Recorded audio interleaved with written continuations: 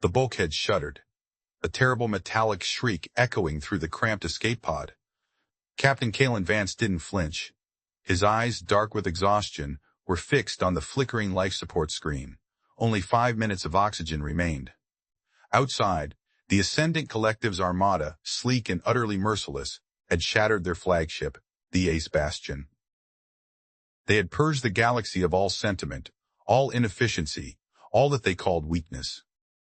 Kaelen clutched a worn photo in his hand, a blurry image of Alara, his sister, smiling, her face pale even then from the whisper sickness. He could have left her behind, the engineers urged it, claiming her illness made her a liability. But he hadn't. That choice, that flaws of compassion, was the one thing he knew he would never regret, even if it cost him everything now. The pod shook violently again, a distant explosion rattling their teeth. Status report. Sergeant Jax. Kaelen's voice was calm, a low rumble despite the chaos. Sergeant Jax, a man whose face seemed carved from granite, grunted from his co-pilot seat. He wiped sweat from his brow with the back of a calloused hand. Thrusters minimal, Captain. Hull integrity 40%. We're a sieve, sir. Life support failing faster than predicted. Jax glanced back at the small medical bay where Dr. Eris Thorne hovered over Alara. Thorne's face, usually calm and thoughtful, was tight with worry. Alara lay still, her breathing shallow, a pale blue glow from the medical scanner illuminating her face. The whisper sickness had taken root weeks ago. It was a peculiar human ailment, affecting only a small percentage of the population, slowly dimming their life force, leaving them frail and vulnerable. The Ascendant Collective would see it as ultimate proof of humanity's imperfection, a biological glitch to be eradicated. Kaelen knew they were right in their twisted logic. He also knew they were wrong in every way that mattered. Dr. Thorne, how is she holding up? Kaelen asked, his voice softer now. Thorne looked up, his spectacles glinting in the dim light. Stable, Captain, for now. But the atmospheric pressure drop is worsening her condition. She needs a stable environment, warm and dry. This tin can won't cut it much longer. Kaelen nodded slowly. He knew that. He knew the odds. He looked at the single trajectory option on his screen, a desolate moon-sized rock designated PX 988 Alpha. It was a cold, barren world, nothing but craters and dust. Jax, plot a course for PX 988 Alpha. Maximum burn. We're going in hard. Jax's eyebrows shot up. Captain, that rock has no atmosphere. 0. It's a frozen tomb. It's a tomb the Ascendant won't bother checking, Kaelen retorted, his gaze unwavering. They'll assume we perished in the Bastion's explosion, or froze in the void. They only chase what they deem a threat, and a dying escape pod filled with flawed humans isn't worth their perfect energy signatures. Jax hesitated for a moment, then slammed his hand on the console. Aye, Captain, setting course. Brace for impact. The pod screamed through the void, a lonely spark fleeing a galaxy of structured, logical perfection. Kaelen closed his eyes for a brief moment, remembering the last chaotic hours on the Bastion. The alarms had blared, a discordant symphony of impending doom. He had been on the bridge, overseeing the evacuation, when the Ascendant ships, perfectly synchronized, had appeared like silent specters. Their weapons, beams of pure, focused energy, had carved through the Bastion's shields as if they were made of tissue paper. No warning, Captain, a junior officer had yelled, his voice cracking with fear. They just appeared and fired. Kaelen had seen the cold, unfeeling efficiency of their attack. No hails, no demands, just surgical destruction. He had ordered immediate abandoned ship protocols, knowing it was futile. Very few escape pods had launched. The Ascendant Collective considered unnecessary casualties inefficient. They preferred total, clean eradication. They saw the S-Bastion as a disease cell, and they were the immune system. He remembered Jax, covered in grime from the engine room, bursting onto the bridge. Captain, Deck 5 is clear, get out. Jax had grabbed him, pulling him towards the last remaining escape pod. No, Kaelen had said. Alara. She's in medical bay. 3. I'm not leaving her. Jax had looked at him, disbelief in his eyes. Sir, with respect, the doctor said she's not stable for transport. It's too risky. She's a liability right now. Kaelen had shaken his head. She's my sister. And she's a human being. We don't abandon our own, Jax. Not ever. He had pushed past the sergeant, racing towards the medical bay. He had found Thorn trying to stabilize Alara, her small frame convulsing slightly. Captain Vance, what are you doing here? You need to evacuate, Thorn had exclaimed, his hands still working quickly. I'm taking her with us, Kaelen had stated, his voice firm. Can she survive the transfer? Thorn had sighed, running a hand through his thinning hair. It will be extremely dangerous. But yes, with extreme care perhaps. Jax had appeared then, grim-faced but resolute. He had helped Kaelen carefully lift Alara onto a makeshift stretcher. They had bundled her into the last pod, Thorn joining them, electing to stay with his patient. The hatch sealed just as a massive explosion tore through the Bastion's stern. The escape pod had ejected moments before. The proud starship became a nebula of burning wreckage. Back in the present, the escape pod groaned under the strain of atmospheric entry, or rather, the lack of one. The small craft was designed for re-entry into a normal planetary atmosphere, not a cold, airless void. The lack of friction meant a faster descent, but also a harder impact. Kaelen braced himself, his hands white-knuckled on the controls. Impact in 3, 2, 1, Jax yelled. A sickening crunch vibrated through the pod. Lights flickered, then died, plunging them into darkness. The only sound was the ragged breathing of the 3 conscious humans and Alara's faint, shallow gasps. A moment later, emergency lights, dim and red, flickered back on. Dust motes danced in the wheat beams. Kaelen coughed, tasting metallic dust. Everyone okay? He rasped. My head hurts, Jax mumbled, rubbing his temple. But I'm intact. Thorn, already at Alara's side, gave a shaky thumbs up. She's stable. Amazing. That was a miracle, Captain. Kaelen pushed himself up, feeling the ache in his bones. He looked around the damaged pod. The exterior hull was warped and crumpled in places. They were alive, but stranded. A miracle, Doctor. Or just stubborn human idiocy, Kaelen murmured, a faint, tired smile touching his lips. Either way, we're here. Now, the real challenge begins. The air inside the pod began to grow colder rapidly. The impact had ruptured critical systems. Kaelen knew they couldn't stay. Jax, suit up. Thorn, get Alara ready for transfer. We need to move her carefully. We're exposed here. Jax grunted in acknowledgement, already pulling on his environmental suit. The suits were bulky, designed for short-term spacewalks, not extended survival on a barren moon. They had enough oxygen for about 6 hours.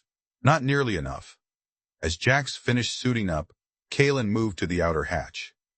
The mechanism was jammed. Typical, he muttered, pulling a heavy-duty wrench from a wall locker. He grunted with effort, slamming the wrench against the recalcitrant lock. The metal groaned. Then, with a final protesting shriek, the hatch popped open, revealing the desolate gray landscape of PX 988 Alpha. The moonscape was eerily beautiful in its desolation. Jagged peaks cast long, sharp shadows across the cratered plains. The distant, distorted light of the system's gas giant provided a dim, perpetual twilight. The ground beneath their feet was a fine, powdery dust, silent and ancient. Kaelen felt the chill even through his suit, a deep, pervasive cold that seeped into his bones. It's colder than I thought, Jax's muffled voice came over the comms. And the dust is, weird, really fine. Thorn, with Alara carefully cradled on a hover stretcher, was already guiding her out. He wore a modified suit, thinner, allowing for more dexterity, but less protection. The air here is mostly nitrogen and argon ice, Captain. Thorn's voice was surprisingly clear over the comms. Not breathable, obviously, but the lack of atmosphere means no wind. That's a small mercy. They set about establishing a temporary shelter. The escape pod's wreckage was their only resource. Kaelen ordered Jax to begin salvaging whatever he could from the broken craft. Fuel cells, power conduits, any intact parts. Thorn, meanwhile, focused on finding a suitable, level spot for Alara. He unfolded a small, inflatable medical tent from his pack, a rare piece of luxury equipment. This will keep her warm for a few hours, but it's not sustainable, Thorn explained. his breath fogging in the frigid air. "We need a more permanent solution, Captain. Something sealed, insulated, and with recycling air." Kaelen surveyed the desolate landscape. He knew what Thorn was saying. They needed a cave, a natural crevice, something to shield them from the vacuum in the extreme cold. "Jax, keep salvaging. I'm going to scout ahead. Thorn, stay with Alara. Don't let her get any colder." Kaelen walked for what felt like hours, the silence of the moon pressing down on him. His footsteps left clear, distinct imprints in the fine gray dust. The gas giant, a swirl of green and orange, hung low in the sky, a silent, beautiful giant. He scanned the distant rock formations, hoping for any sign of a natural shelter. Nothing but sharp, unforgiving stone. He felt the cold seeping through his suit, his fingers growing numb. The lack of air was heavy, almost suffocating, despite his sealed helmet. He thought of Alara, her pale face, her labored breathing. He thought of the Ascendant Collective, their pristine, perfect ships, their unwavering belief in the eradication of all that wasn't optimized. They saw weakness as a contagion, a flaw in the very fabric of existence. They couldn't understand why he would risk everything for a sister who was already fading. They wouldn't understand. And that, he realized, was their weakness. They could not comprehend what humanity valued. He was about to turn back, convinced this moon was utterly barren, when he saw it. A faint shimmer, almost imperceptible against the gray rock face. It wasn't natural. He approached cautiously, his boots crunching on what appeared to be small, crystalline shards embedded in the dust. The shimmer grew stronger, revealing a barely visible outline in the rock. It was a door. Not a human door, nor an ascendant one. It was ancient, clearly alien, and almost perfectly blended with the rock. It was massive, easily 30 meters high, and incredibly wide. Kaelen reached out, his gloved hand tracing the lines on its surface. The material felt like polished stone, but it absorbed the light, making it seem like a void. He felt a strange tingling sensation through his suit. It wasn't dangerous, just different. "Jax, Thorn, do you copy?" Kaelen spoke into his comms. "I found something. A structure. Looks like a door, ancient, maybe a shelter. It's huge." "A door?" Jax's voice crackled with surprise. "On a dead moon? What's it made of?" "I don't know," Kaelen replied, studying the strange patterns etched into the door. "It's dark, smooth, almost invisible. Get the hover stretcher. Bring Alara. Carefully." It took them another hour to reach Kaelen's location. Thorn guided the stretcher over the uneven terrain, Jax pushing from behind. Alara was still unresponsive, but her vital signs were holding steady, a small victory. Jax looked at the door, his eyes wide behind his visor. "What in the void is this, Captain? I've never seen anything like it." "Neither have I," Kaelen admitted. He ran his hand over the door again, trying to find a seam, a panel, anything that suggested an opening mechanism. There was nothing, just smooth, dark stone. "There has to be a way in," he muttered, frustration creeping into his voice. "We need to get Alara inside. Now."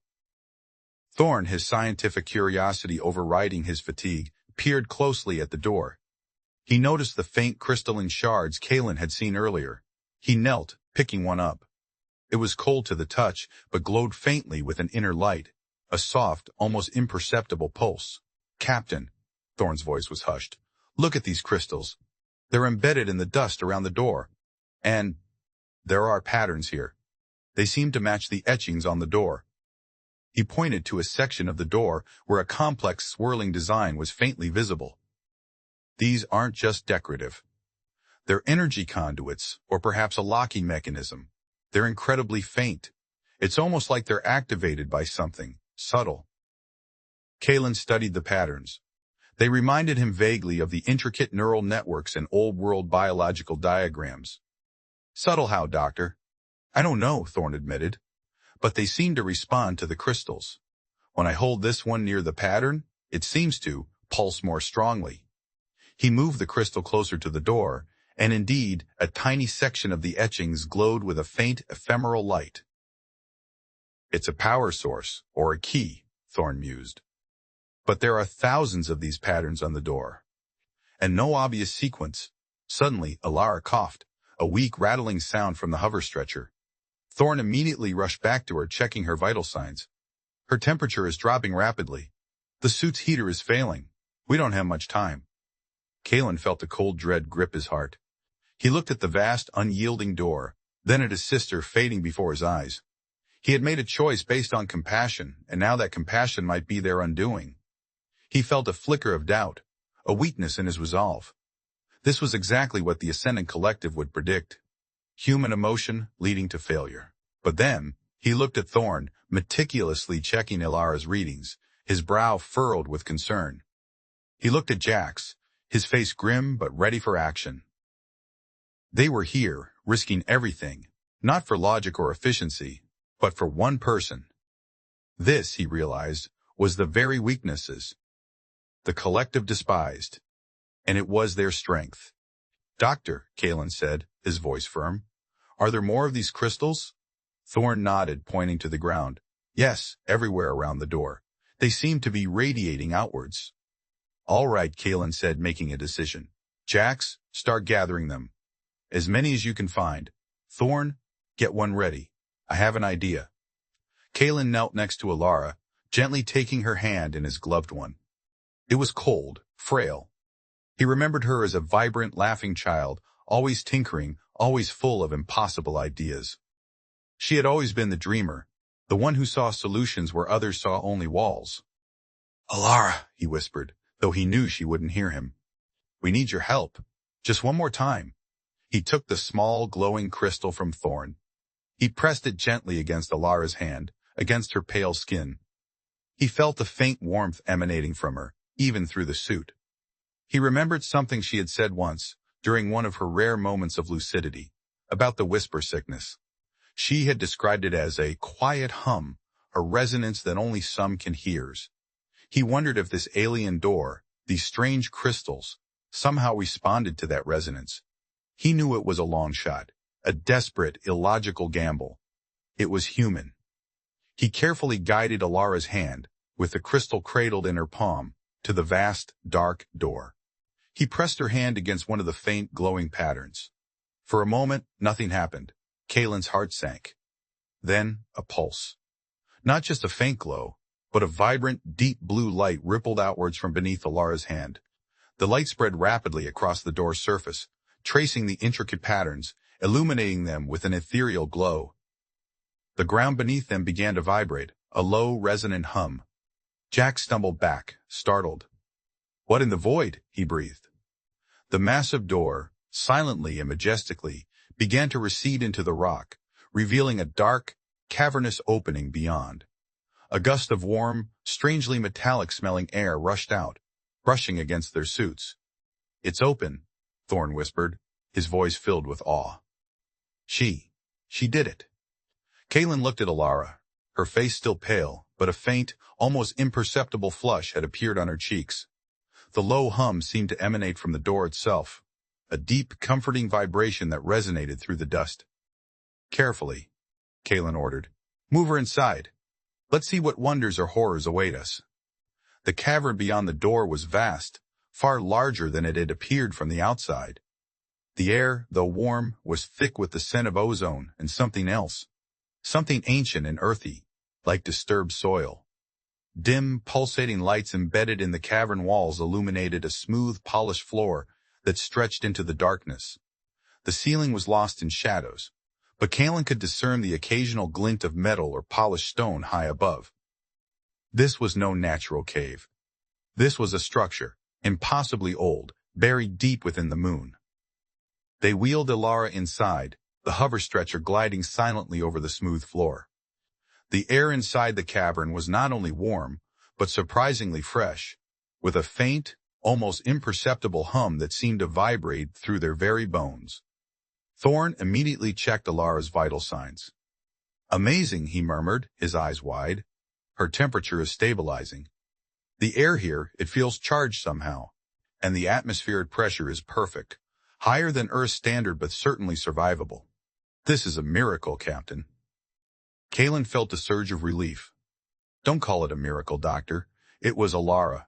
There's something about her, something about the whisper sickness that this place recognized. They explored cautiously, moving Ilara into a well-lit alcove that seemed designed for rest. It had soft, contoured surfaces that looked almost like beds. Thorn immediately began setting up his medical equipment, grateful for the stable environment. Jax, ever practical, began to inspect the walls and floor. "Captain, this isn't just a cave. It's built. These walls, they're seamless. No seams, no mortar, just solid smooth rock. And these lights, they're not electric. They're organic almost." He pointed to a pulsating orb embedded in the wall, casting a soft blue glow. As they settled in, Kaelen pondered the purpose of this ancient structure. It was clearly not an Ascendant creation. Their technology was stark, angular, efficient. This place felt different. It felt alive, somehow. He remembered the faint resonance, the hum Ilara had spoken of. Could the whisper sickness, a human flaws, somehow be a key to ancient alien technology? It seemed absurd, yet here they were. Over the next few days, the small human contingent began to adapt to their new, strange home. Thorn continued to monitor Ilara, noting with growing excitement that her condition, while not cured, was no longer worsening. In fact, she seemed to be slowly, almost imperceptibly, gaining strength. The hum of the cavern seemed to soothe her, to resonate with whatever was happening inside her own body. Thorn spent hours analyzing samples of the cave air, the dust, even the strange crystalline formations from the door. He discovered that the air contained trace elements of unique isotopes, rare and incredibly stable, which seemed to interact with the human nervous system in a beneficial way. He theorized that the ancient builders of this place might have evolved in a similar environment, or perhaps they had learned to cultivate it. Jax, meanwhile, discovered that the cavern was not just one large space, but a complex network of tunnels and chambers. Some led to what appeared to be vast, empty storage areas, others to observation decks looking out into the moon's interior, showing massive, intricate machinery slumbering in the gloom. He even found a chamber that seemed to produce a form of glowing, nutrient-rich liquid. "Captain, I think this place is a kind of self-sustaining ecosystem," Jax reported one evening, his voice full of wonder. "It creates its own air, its own light, even its own food. It's incredible." Kaelen tasted the liquid. It was bland, but surprisingly filling. They rationed their remaining emergency rations, knowing this liquid could sustain them. One day, Ilara stirred. Her eyes fluttered open, dark and unfocused at first, then slowly sharpening. Kaelen was by her side instantly, his heart leaping. "Ilara? Can you hear me?" Her lips moved, a faint whisper. "Kaelen, the hum, it's clearer here." She coughed, a soft, dry sound, then looked around, her eyes widening as she took in the strange, glowing cavern. "Where are we?" Kaelen explained their predicament, the S-Bastion's destruction, the escape to the moon, and their accidental discovery of this place. Ilara listened, her expression thoughtful. "The whisper sickness. It's like a tuning fork, Kaelen. It makes me sensitive to frequencies others can't perceive. This place, it sings." Ilara's recovery was slow but steady. As her strength returned, so did her old curiosity. She began to explore the cavern on her own, drawn to the strange energy patterns that only she seemed to fully perceive. She discovered that by touching certain points on the walls, or by holding the glowing crystals, she could activate dormant systems, illuminate new pathways, or even cause faint images to flicker across the polished stone surfaces. These images were not data, not information in any conventional sense. They were more like echoes, faint impressions of the beings who had built this place. They were tall, slender, and seemed to communicate through light and resonance. While humanity found its footing, the Ascendant Collective was far from abandoning their pursuit. Supreme Overseer Xyler, from his command ship, the Purity of Thought, reviewed the sensor data from the S-Bastion's destruction. Report, Tactical Director Sarn. Xyler's voice was a low, perfectly modulated hum, devoid of any discernible emotion. "Have all remnants of the human presence been purged from this sector?" Sarn, a being composed of intricate crystalline structures that shifted and refracted light, consulted his datapads. "All large energy signatures extinguished. Overseer." The bastion is disintegrated. All identifiable escape pods either vaporized or confirmed to be inoperative. No viable life signs detected within range of our scanners. Good, Zyler responded. The human species is a biological anomaly. Their emotional fluctuations, their illogical attachments, their inherent biological imperfections. They represent a contamination of the galaxy's natural order. Our mission is to cleanse, to perfect. The galaxy must be made efficient, logical, optimal. Sarn shifted slightly, a faint ripple passing through his crystalline form. Overseer. Some of the telemetry from the Bastion's camera final moments indicated unusual energy signatures from one small craft.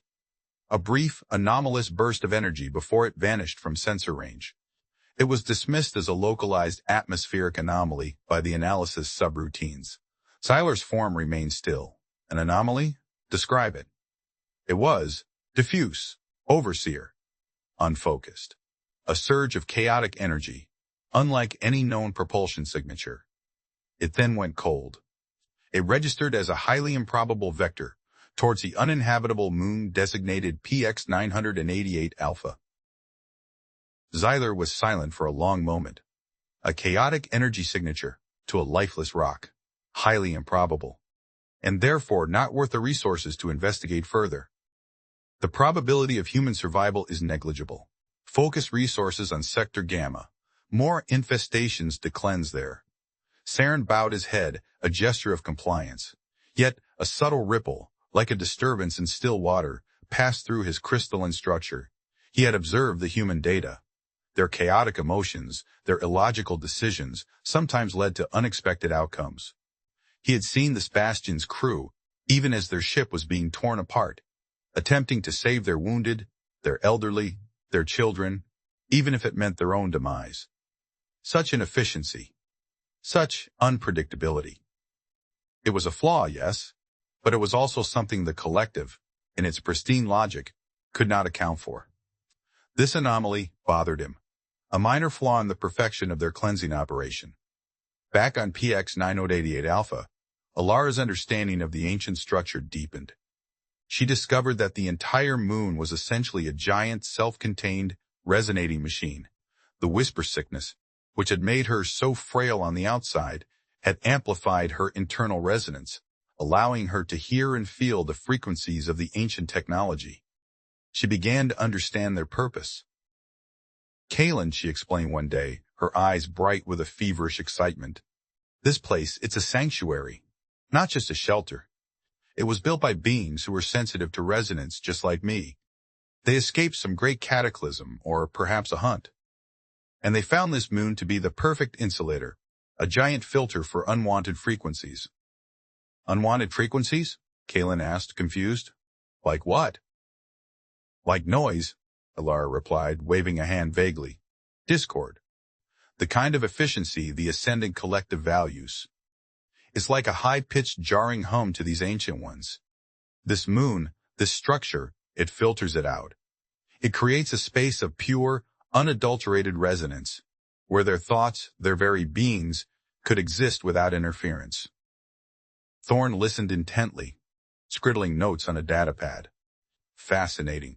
So, the whisper sickness, in a way, is our equivalent of their natural sensitivity. It's a genetic mutation, yes, but one that makes us uniquely attuned to this ancient technology. Exactly, Alara confirmed. And I think there's more. I think they left something behind. A message. A final act of resonance before they moved on, or died out.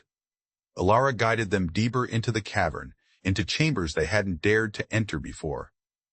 She touched specific points on the walls, and the light patterns shifted, revealing complex geometric designs that pulsed with a slow, deliberate rhythm. She would hum, a low, melodic sound, and the patterns would respond, deepening their glow, vibrating with a palpable energy.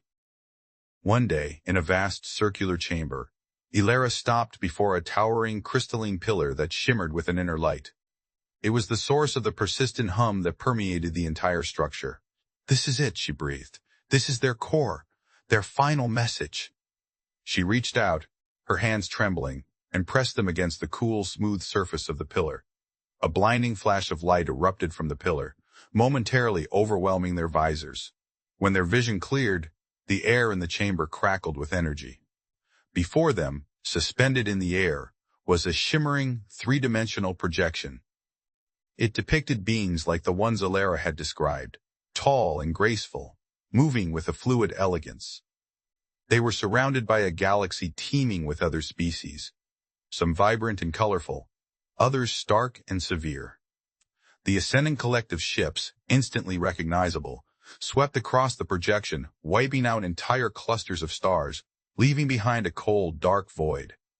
The ancient beings on the projection seemed to recoil, their forms flickering with distress. Then, one of them, larger than the others, appeared to gesture, and a shimmering barrier of light sprang up around a cluster of diverse, interconnected worlds. The Ascendant ships tried to pierce it, but their perfectly logical, perfectly efficient energy beams seemed to dissipate against the barrier, their cold hum dissolving into the warm resonance emanating from the protected worlds. They were defenders, Alara whispered, her voice filled with awe. They weren't fighting with weapons. They were fighting with resonance. They created a harmonic shield against the Ascendant's discordant logic. The projection shifted, showing the ancient beings retreating to worlds like PX 988 Alpha, sanctuaries where their resonant technology could protect them. The final image was of the pillar itself, slowly fading, its light dimming as if in despair. Then, the pillar pulsed one last time, and a complex diagram, a blueprint of the harmonic shield, shimmered into existence. Below it, a single line of symbols pulsed with a soft, inviting light. Alara looked at it, her brow furrowed in concentration. "It's a gift," she said, her voice barely audible. "A legacy. They left us the knowledge to create their shield. They left it for any species sensitive enough to find it, any species not blinded by the need for perfection. They left it for the flawed ones." Kaelen stared at the blueprint, a flicker of hope igniting within him. A shield that stops the Ascendant? Is it possible? Thorn, eyes wide, was already analyzing the projection with his datapad. The physics are incredibly complex. "It's not a physical barrier, Captain. It's a resonance field. It dampens and redirects the specific frequencies of Ascendant weaponry. It's like trying to break a glass with a perfect note, but the glass is tuned to a different frequency. Their weapons, their very essence, would simply pass through, harmlessly." "But how do we power something like this?" Jax asked, his practical mind already calculating. "It looks enormous." Alara pointed to the glowing symbols beneath the blueprint. "That's the key. These symbols, they're not just energy conduits. They're a blueprint for a symbiotic energy source. It doesn't use fuel, not in the way we understand it. It uses life force, resonance. It draws power from a collective consciousness, from shared emotion, from connection." Kaelen felt a chill run down his spine. "Life force? You mean our lives?" Alara shook her head. "Not exactly. It's more like a resonance, a shared frequency. The very thing the Ascendant Collective has purged from themselves. Their logic, their perfection, has made them deaf to this power. But humans, with all our emotions, our fears, our love, our individual quirks, our flaws, we are a symphony of these frequencies. And the whisper sickness, it's a superconductor for it." Kaelen looked at her, understanding dawning. The collective saw their individuality, their emotional range, their physical imperfections as weakness. But here, in this ancient sanctuary, those very flaws were revealed to be their greatest strength. The challenge now was to build it. They were only 3 humans, with limited resources. But Alara, guided by the ancient knowledge, directed them. She showed them how to tap into the moon's natural energy grid, how to coax the dormant machinery to life, how to synthesize the strange crystalline materials needed for the shield's emitters. Thorn, combining his biological expertise with Alara's insights, began to understand the symbiotic energy source. It required a unique biological component, a tuning fork that could resonate with human consciousness. He realized that the ancient beings had found a way to use specific biological signatures as catalysts for the shield. And the whisper sickness, he discovered, was a human equivalent. The very flaws that made some humans frail also made them incredibly powerful resonators. Jax, ever the engineer, figured out how to reconfigure the salvaged parts from the escape pod, turning them into makeshift tools and components. He grumbled, he complained about the weird alien techs and the doctor's crazy ideas, but he worked tirelessly. "Never thought I'd be building a magic shield out of a rock, Captain," he'd say, wiping sweat from his brow. "Next thing you know, we'll be fighting with hugs and feelings."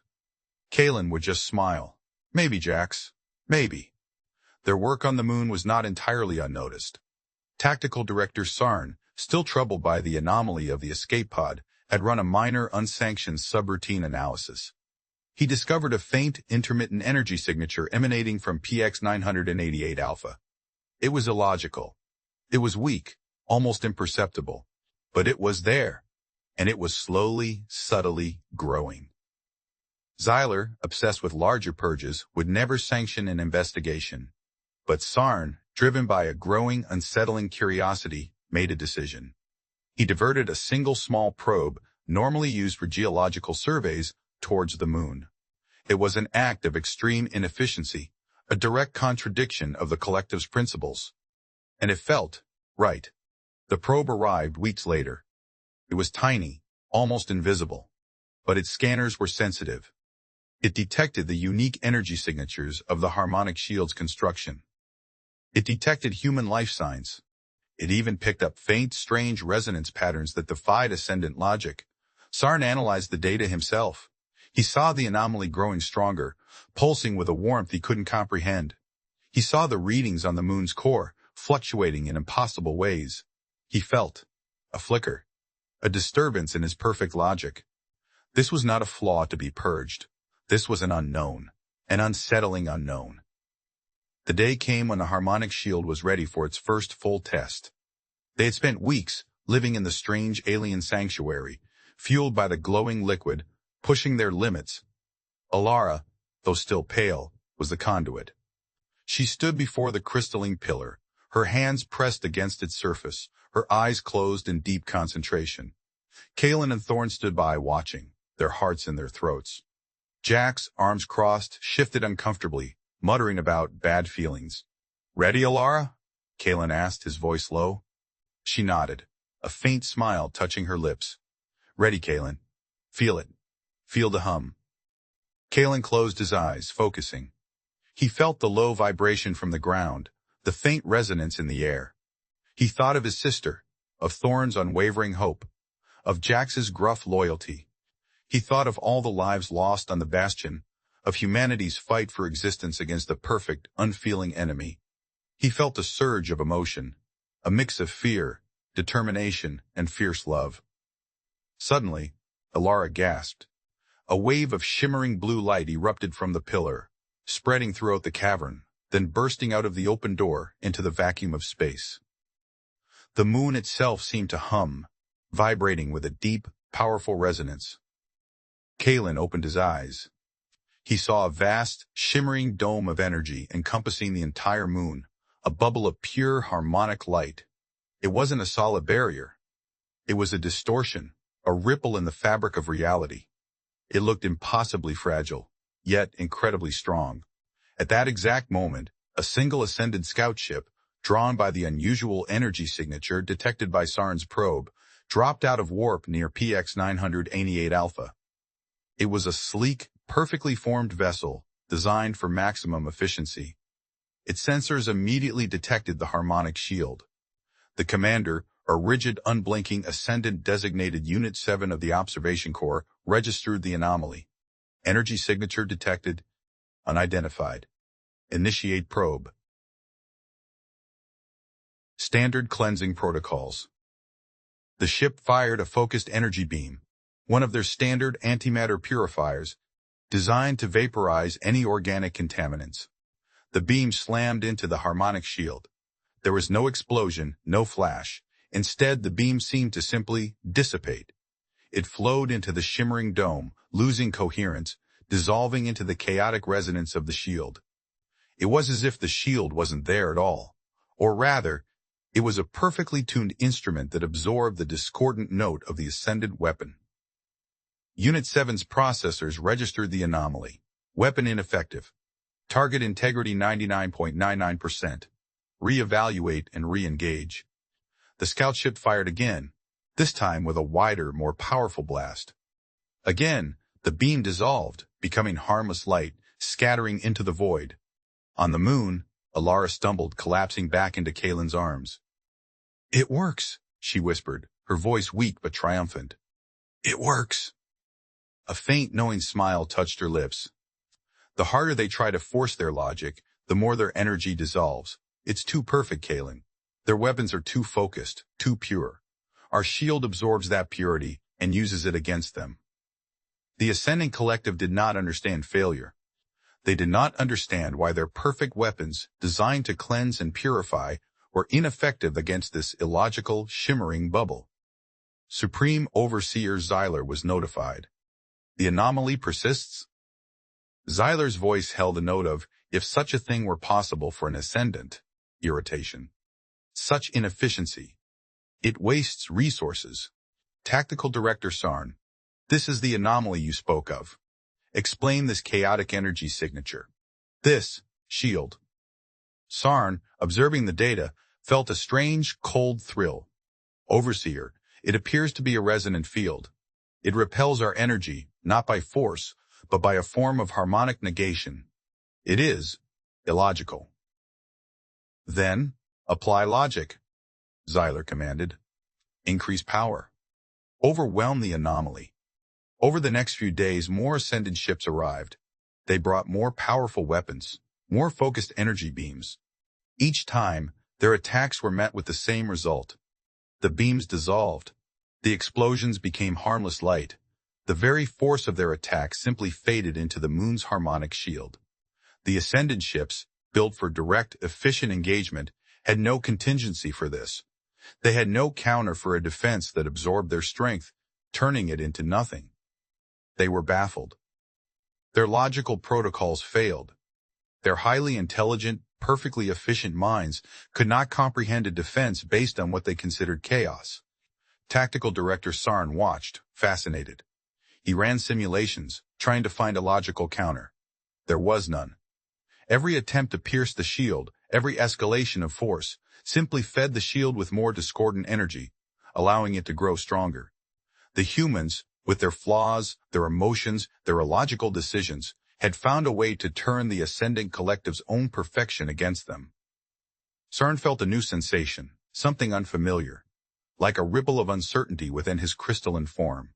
He found himself thinking about the human illogic that had made them save their weakest, that had led them to this ancient sanctuary. Was it truly a flaw?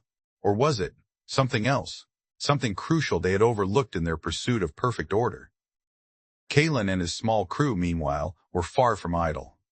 Alara, though still weak, worked tirelessly with Thorn, refining the shield's resonance, learning to channel their collective emotional output into its power matrix.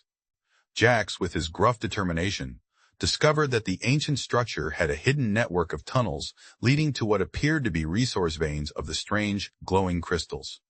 He began mining them, providing the core material for the shield's expansion. They were no longer just surviving. They were thriving, adapting, growing stronger. They had transformed a desolate moon into a fortress, not through brute force, but through ingenuity, compassion, and the embrace of their own perceived imperfections. One day, Kaelen stood with Alara, looking out from a high observation deck, at the dozens of Ascendant ships arrayed in formation around their moon. They were a fleet, but they were useless. They could not touch the humans. "They'll never understand, will they?" Alara murmured, her voice still soft but stronger than before. "They think we're chaotic, inefficient, weak. They purge anything that isn't perfectly logical. But logic can only see what it expects to see." Kaelen nodded. "And we, with our messy emotions, our unexpected kindnesses, our stubborn belief in each other, we are entirely unexpected." He put an arm around her, a gesture of comfort and pride. "They purged all weakness. We embraced it. And the galaxy is about to learn the difference."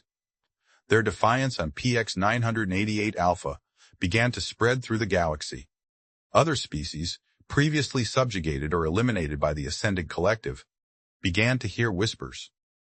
A small group of humans, trapped on a desolate moon, had found a way to stop the unstoppable. The stories were vague, illogical, but hopeful.